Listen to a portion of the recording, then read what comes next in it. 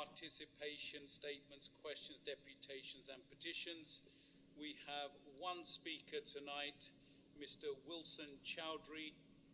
Mr. Chowdhury, if you could take the microphone.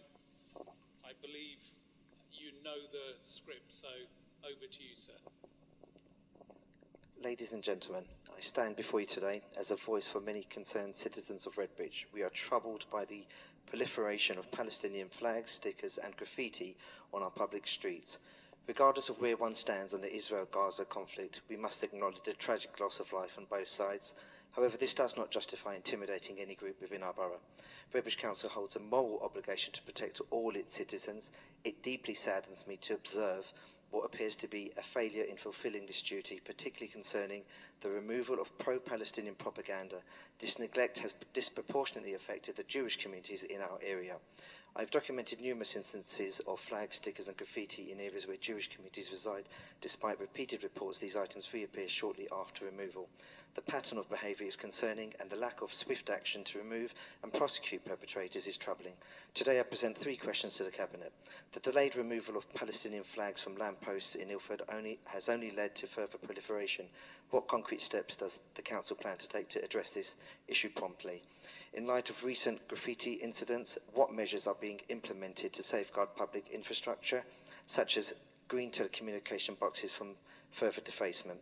I have evidence that a Palestinian flag was affixed to a lamppost equipped with active CCTV surveillance. What efforts were made to utilise this footage in identifying those responsible for unlawfully placing flags on our lampposts? Accompanying me today are members of the Jewish and Christian communities, including one individual who experienced a verbal assault and threats of violence while attempting to remove pro-Palestinian stickers, causing distress in his neighbourhood. He felt compelled to take such action due to the inaction of Redbridge authorities. Additionally, I'm joined by a grandmother whose grandson attends King Solomon High School.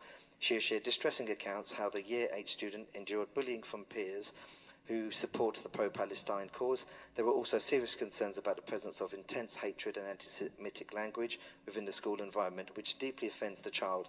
He believes that some teachers are apprehensive, and I intend to address this issue with the school following the half-term break. I invite the Cabinet to engage with these dissatisfied citizens today, providing you with the opportunity to understand firsthand the genuine impact of the perceived inaction on their lives. Thank you.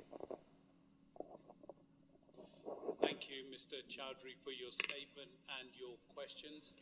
I think I know that the Director of Education has been very clear since the 7th of October, issuing regular advice to our schools, and I know that the schools have been in regular contact as well, and certainly I know that myself and the MP for Ilford North have been to various schools ourselves personally. I think to your substantive point about the removal of flags, the council have been removing flags on a regular basis. It's been collecting reports of flags via its report it function and via emails as well, and also through internal staff reporting to schedule in the removals alongside any other maintenance the council undertakes. They've been removed several times, and we will continue to schedule in the works as part of the council's usual duties.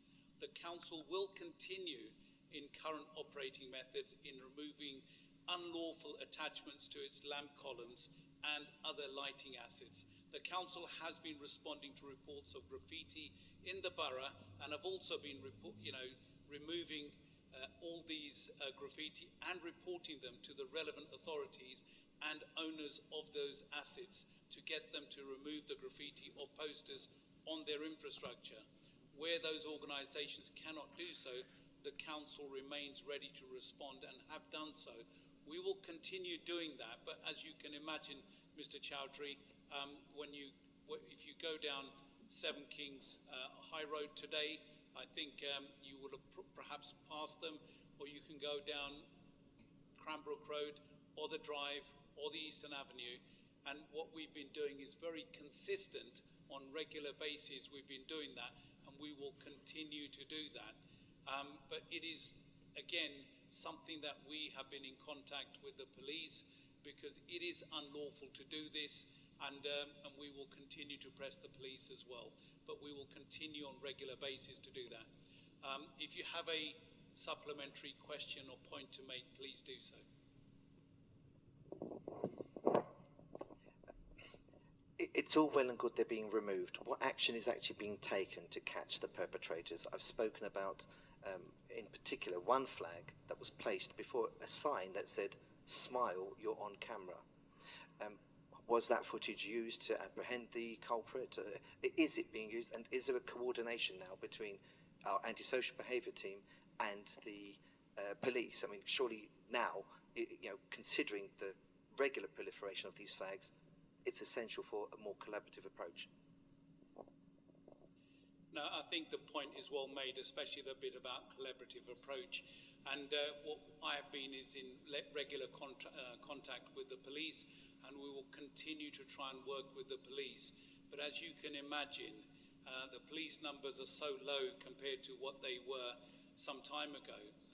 The police have to prioritise what they're doing as well, and the police priorities are sometimes saving human lives at the same time as dealing with flags. And I think the police are then prioritising obviously the more urgent items before they can prioritise the flags.